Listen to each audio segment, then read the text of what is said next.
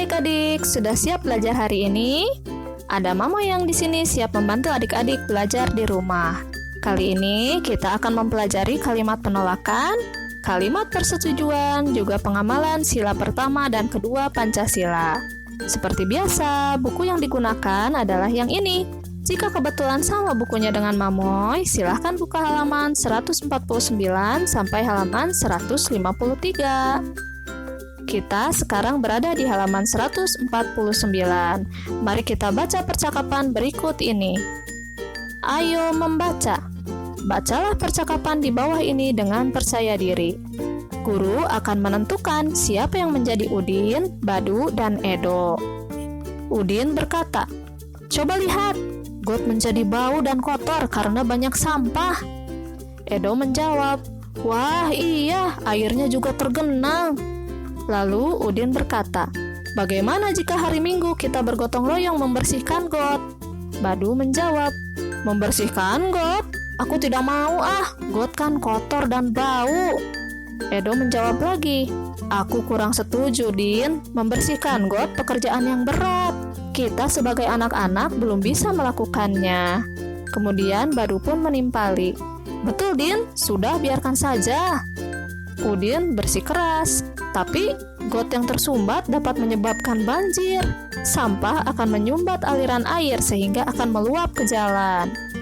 Edo menjawab, "Bagaimana jika kita mengusulkannya kepada Pak RT untuk mengajak seluruh warga bergotong royong?" Percakapannya berlanjut ke halaman 150 ya. Kita bisa ikut membantu pekerjaan ringan, misalnya membuang sampah yang dikumpulkan. Udin menjawab, "Aku setuju, Dok." Badu pun menjawab, "Aku juga setuju. Jika demikian, aku juga bersalah karena membuang sampah ke dalam got."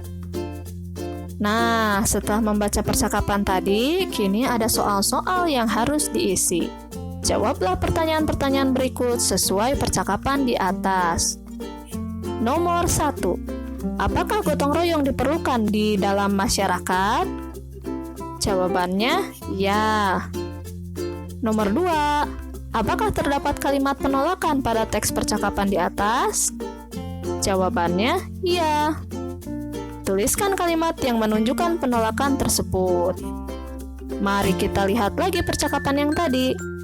Kalimat penolakan biasanya mengandung kata tidak. Misalnya, tidak mau, tidak bisa, tidak akan, atau tidak setuju. Manakah kalimat yang mengandung kata tidak tersebut? Ya, betul, yang ini ya. Aku tidak mau Penolakan artinya tidak setuju, maka kalimat penolakan tidak selalu mengandung kata tidak. Tapi bisa juga kata-kata lain yang menggambarkan tidak setuju. Misalnya kalimat yang ini, "Aku kurang setuju, Din." Nah, kalimat ini menggambarkan penolakan karena menyatakan tidak setuju.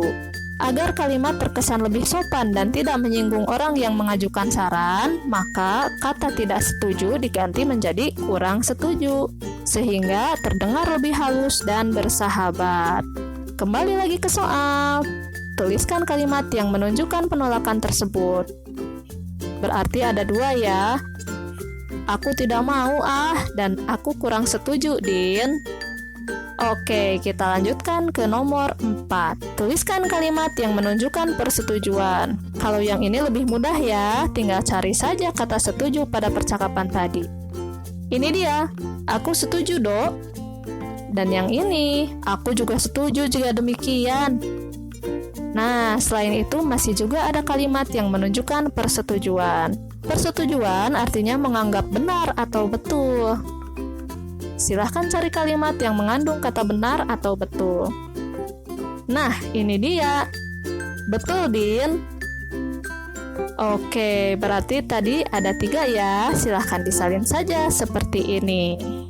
Mari kita lanjutkan ke bagian selanjutnya, yaitu ayo berlatih. Tuliskanlah kembali percakapan di atas menjadi sebuah cerita. Perhatikan hal-hal berikut sebagai panduan menulis cerita. Di sini sudah disediakan 5 poin untuk membantu adik-adik mengerjakan tugas selanjutnya.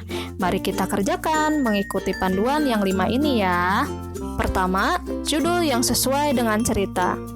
Karena ceritanya mengenai bergotong royong membersihkan got, maka judulnya bisa saja dibuat seperti ini. Mari bergotong royong. Selanjutnya, poin kedua, orang yang berbicara. Pada percakapan sebelumnya, ada 3 orang yang berbicara, yaitu Udin, Edo, dan Badu. Pada kalimat pertama, Udin mengatakan, "Coba lihat, got menjadi bau dan kotor karena banyak sampah." Maka, untuk mengerjakan poin kedua ini, kalimat dalam cerita dapat dibuat seperti ini. Udin, Edo, dan Badu sedang berbincang sambil memperhatikan got yang bau dan kotor. Kita lanjutkan ke poin 3. Kegiatan yang dilakukan. Percakapan sebelumnya berisikan Udin yang menyarankan untuk bergotong royong membersihkan got, namun ditolak oleh teman-temannya. Jadi, pada cerita dapat kita tuliskan seperti ini. Udin menyarankan untuk bergotong royong membersihkan got kepada Edo dan Badu. Namun, Edo dan Badu menolaknya karena tugas tersebut terlalu berat. Mari kita lanjutkan lagi ke poin 4. Alasan dilakukannya kegiatan. Kalimat pada cerita dapat dibuat seperti ini. Namun, Udin tetap ingin membersihkan got, karena got yang tersumbat dapat menyebabkan banjir. Lanjut lagi ke poin 5, cara melakukan kegiatan. Dalam kalimat cerita dapat dibuat seperti ini.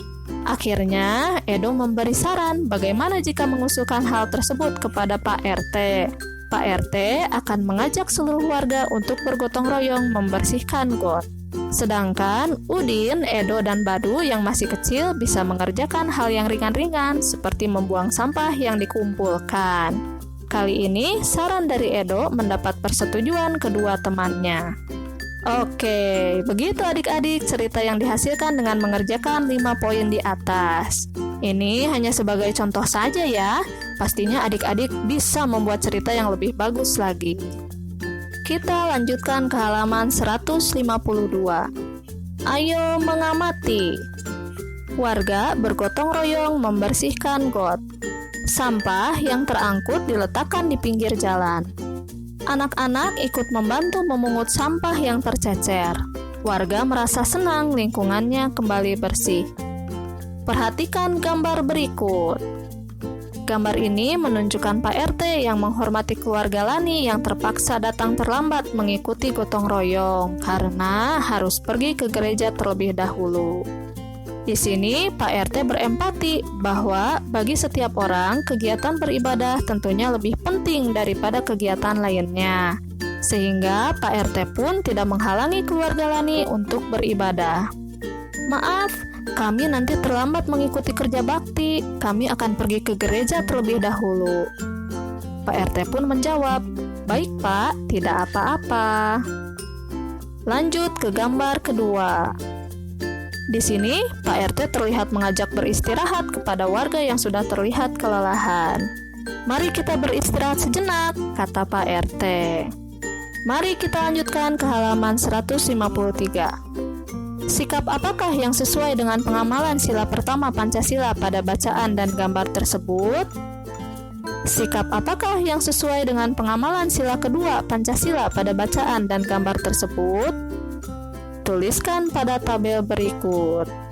Oke, sila pertama kata kuncinya adalah Tuhan. Sehingga kegiatan yang merupakan pengamalan sila pertama berkaitan dengan beribadah kepada Tuhan dan sikap saling menghormati antar umat yang berbeda agama. Maka, contoh pengamalannya adalah Pak RT yang memberikan izin kepada keluarga Lani untuk datang terlambat mengikuti gotong royong, karena harus pergi ke gereja terlebih dahulu. Sedangkan untuk pengamalan sila kedua, kata kuncinya adalah kemanusiaan dan adab. Pada sila kedua ini menunjukkan bagaimana manusia memperlakukan manusia yang lainnya dengan baik. Contohnya pada gambar yang satu ini adalah ketika Pak RT mengajak warga yang kelelahan untuk beristirahat bersama-sama. Sekarang mari kita cari contoh lain pengamalan sila pertama dan sila kedua Pancasila di lingkungan masyarakat. Contoh pengamalan sila pertama adalah tetap mau mengikuti kegiatan gotong royong meskipun dengan warga lain yang berbeda agama. Sedangkan pengamalan sila kedua Pancasila adalah membantu warga lain yang menjadi korban bencana alam. Oke, demikian video kita kali ini. Semoga video kali ini bermanfaat. Sampai jumpa lagi di video selanjutnya.